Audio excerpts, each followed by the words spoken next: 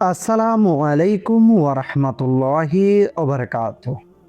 প্রিয় দিনী ভাই ও বোন, কখনো কি এমন হয়েছে আপনি রাতের অন্ধকারে হাত তুলে আল্লাহকে ডাকছেন, কিন্তু মনে হচ্ছে যেন আপনার দোয়া আকাশ ছুঁয়ে আবার ফিরে আসছে? কখনো কি মনে হয়েছে আল্লাহ কি আমার কথা শুনছেন না? কিন্তু সত্য হলো, আল্লাহ কখনো তার বান্দার দোয়া উপেক্ষা করেন না। রাসূল করিম সাল্লাল্লাহু আলাইহি ওয়াসাল্লাম বলেছেন, কোনো মুসলিম আল্লাহর কাছে দোয়া করলে আল্লাহ তাকে তিনটির একটিতে সাড়া দেন। অথবা তার দোয়া দ্রুত কবুল করেন, অথবা আখিরাতের জন্য তা জমা রাখেন, অথবা সেই পরিমাণ বিপদ তার থেকে দূর করে দেন। তো প্রিয় দিনই ভাই ও বোন, তাই হয়তো আপনি বুঝতে পারছেন না, কিন্তু আল্লাহ ইতিমধ্যেই আপনার দোয়ার জবাবের ব্যবস্থা করে ফেলেছেন। আর অনেক সময় দোয়া কবুল হওয়ার আগে আল্লাহ তার বান্দাকে কিছু বিশেষ সংকেত দেখান।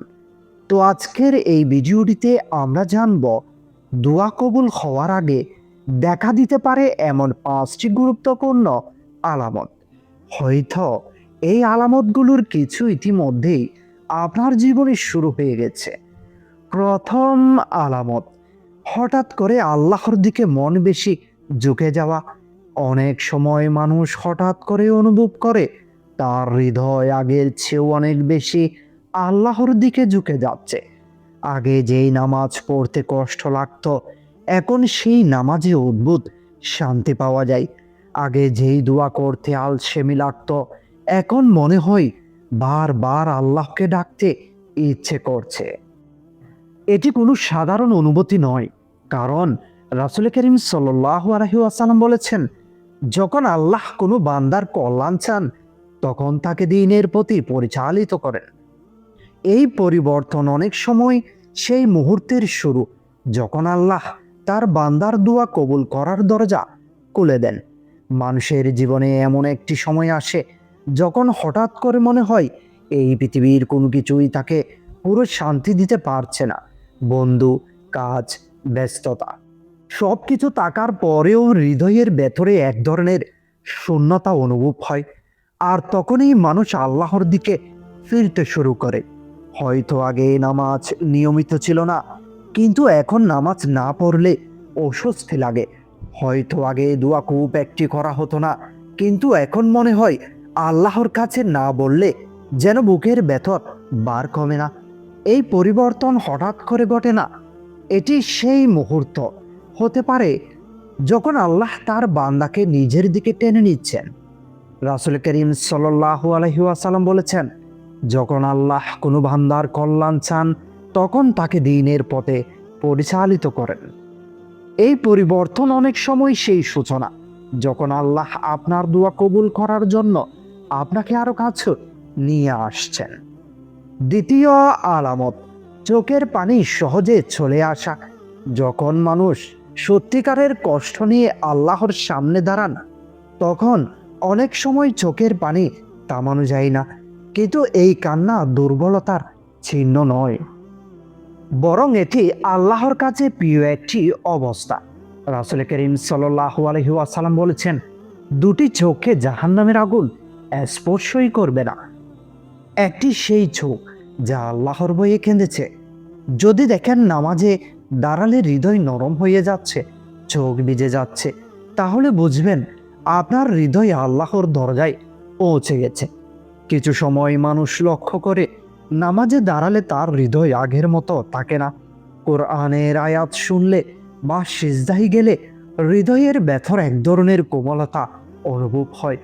অনেক সময় অজান্তেই চোখে পানি চলে আসে। এই কান্না দুঃখের কান্না নয়, এটি এমন একটি কান্না যা আল্লাহর কাছে খুবই প্রিয়। যখন একজন বান্দার হৃদয় এতটা নরম হয়ে যায় যে সে আল্লাহর সামনে নিজের দুর্বলতা স্বীকার করে, তখন সেই মুহূর্তই হয় দোয়া কবুল হওয়ার সবচেয়ে কাছের মুহূর্তগুলোর একটি।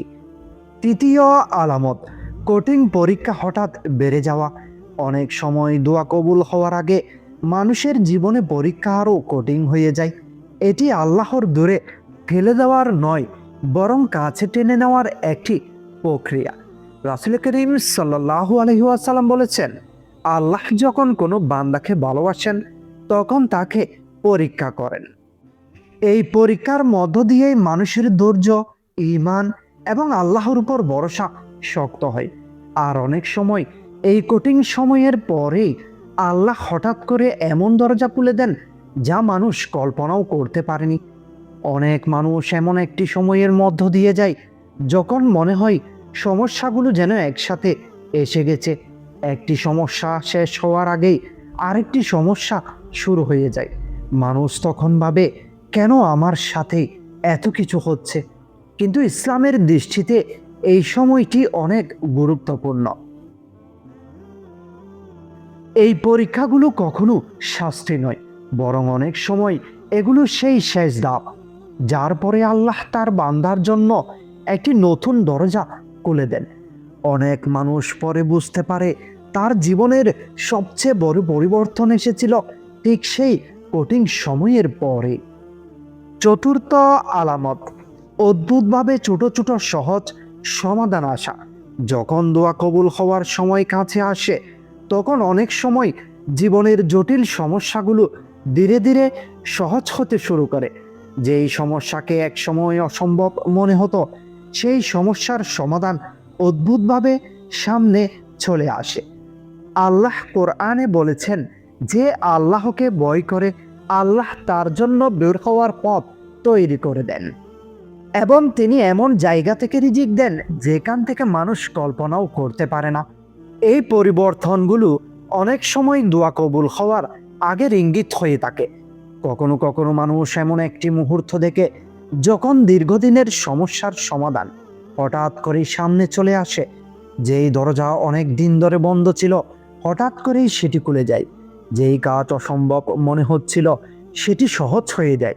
মানুষ তখন অবাক হয়ে ভাবে, এটি কিভাবে হলো? আসলে এটি আল্লাহর পরিকল্পনা।